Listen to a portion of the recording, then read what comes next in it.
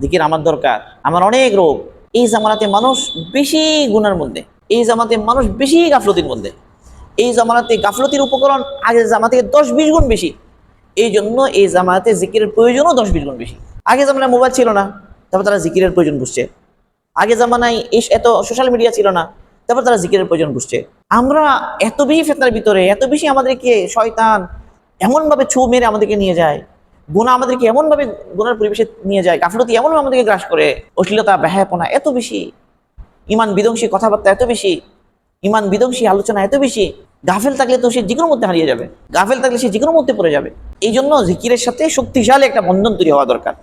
সকাল বিকাল তসবিহাত, আমি মনে করবো যেটা আমার ওষুধের চাইতেও গুরুত্বপূর্ণ, এটা আমি মিস দিতে পারবো না। এক ব্যক্তি ডায়াবেটিসের রোগী বা প্রেশারের রোগী, সে রাত 10টায় দেখে যে প্রেশারের ওষুধ ফুরিয়ে গেছে। এখন সে চিন্তা করে, আল্লাহ যদি রাতে প্রেশার ওষুধটা মিস করি, রাতে প্রেশার বেড়ে যদি সকালবেলা স্ট্রোক করি, এই অবস্থায় দৌড়ে ফার্মেসিতে গিয়ে তাড়াতাড়ি নিয়ে আসে যে আমার এই ওষুধটা দরকার। মানে এটা হলো ওষুধ মনে করা কোনো জিনিসকে।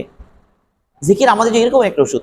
মানে আমার সকালে তাসবিহাত মিস হয়ে গেছে, আমি ভয় করতে থাকি, সকালবেলা তো ওষুধ নেওয়া হয় নাই, না জানি কোন দিকে আক্রমণ হয়, কোন দিকে আমি শেষ হয়ে যাই। তাসবিহাত আদায় করেন নাই, সকালবেলা গাফলতির সাথে ঘুম থেকে উঠে কোনো মতে 2 রাকাত ফরজ পরে দৌড়ে ঘুম দিয়েছেন, ঘুম থেকে উঠে মোবাইল নিচ্ছেন, ভয় করা দরকার।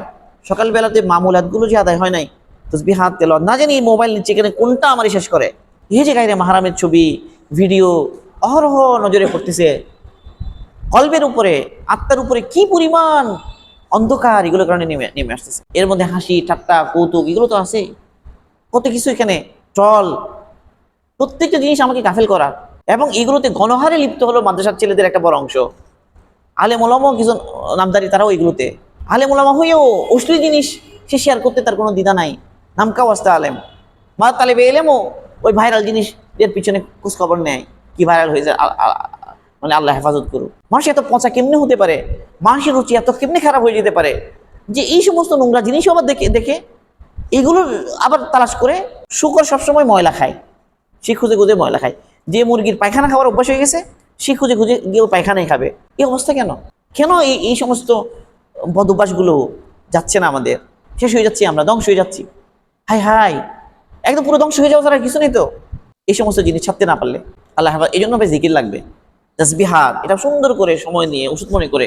ডায়াবেটিসের ওষুধ, প্রেশার ওষুধ না থাকলে মিস হইলে যেমন একটা পেরেশানি, একটা হাহাকার, হাই হাই আমার তো হার্ট অ্যাটাক হয়ে যাবে, স্ট্রোক হয়ে যাবে, আমার তাসবিহাত মিস হলে, আমার তেলাওয়াত মিস হলে, হ্যাঁ আমার এই আত্মা, যে কোনো মতো আত্মার মৌত হয়ে যাবে। যে মতো আত্মার হার্ট অ্যাটাক, আত্মাই অ্যাটাক করবে, আত্মা বরবাদ হয়ে যাবে। হচ্ছে ক্যাম্পাসে তো যেতে হবে কিছুক্ষণ পরে ক্লাস করার জন্য। এর আগে তুমি কেন অ্যান্টিডোট নিলা না? তুমি না নিয়েই সকালবেলা তাসবিহাত আদায় না করে চলে যাচ্ছ ওই ফেতনার ভিতরে। যে ব্যক্তির মামুলাত জিকির আজকার তাসবিহাত আদায় করবে, ইনশাল্লাহ ফেতনার পরিবেশে গিয়েও আল্লাহ হেফাজত করবেন। এটা নূরে, জিকিরের নূরে ফেতনার মধ্যে গিয়েও আল্লাহ পাক তাকে হেফাজত করবেন। আর যে তসবিহাত ঠিকভাবে আদায় করে না, জিকির আজকার করে না, গাফেল থাকে, সে একা থাকলেও গুনাহ করে ফেলবে। যেই দিন সকালে তসবিহাত হক আদায় করে হয়েছে, নিজেকে সময় দিয়েছি, জামাতে নামাজ পড়েছি, তেলাওয়াত করেছি, ইশরাক পর্যন্ত চেষ্টা করেছি, কোনো একটা ইলমি মাসকালও উপকারী। ইলমি মাসকাল অনেক সময় আমাদের দরস থাকে, মুত্তাসিল দরস থাকে ফজরের পরে, তারপরও চেষ্টা করা যে অন্তত এর আগে, ফজরের আগে পড়ে ফেলি, অর্থাৎ ফজরের জামাতের আগেই আমার তাসবিহাত আদায় হয়ে যায়। দিন দরস আছে সেদিন অবশ্যই লাজেম আগে উঠি, একটু আগে উঠে যায়, তাসবিহাতটা আদায় করে ফেলি, যেন মুত্তাসিল ফজরের পরে মুত্তাসিল দরস ধরতে হলেও আমি গাফেল অবস্থায় এরপরে দিন শুরু না হয়। অনেক গুরুত্বপূর্ণ, অনেক গুরুত্বপূর্ণ, অনেক জরুরি। আমরা মানে এক ধ্বংসের অতলের মধ্যে আছি। আমরা কিভাবে শেষ হয়ে যাচ্ছি আমাদের খবর নাই, আসলেই শেষ হয়ে যাচ্ছি আমরা, হালাক হয়ে যাচ্ছি আমরা। পরিবেশ নষ্ট, মোবাইল, এই সমস্ত ফেতনাগুলো, এগুলোর কারণে আমরা শেষ হয়ে যাচ্ছি। এই জন্য জিকির আজকারের প্রতি একটা হাহাকার ভিতরে।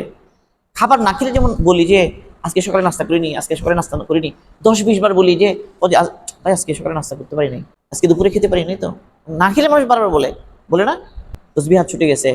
তো এটা তো অনেক পেরেশানির বিষয়। আল্লাহ পাক তৌফিক দান করুন।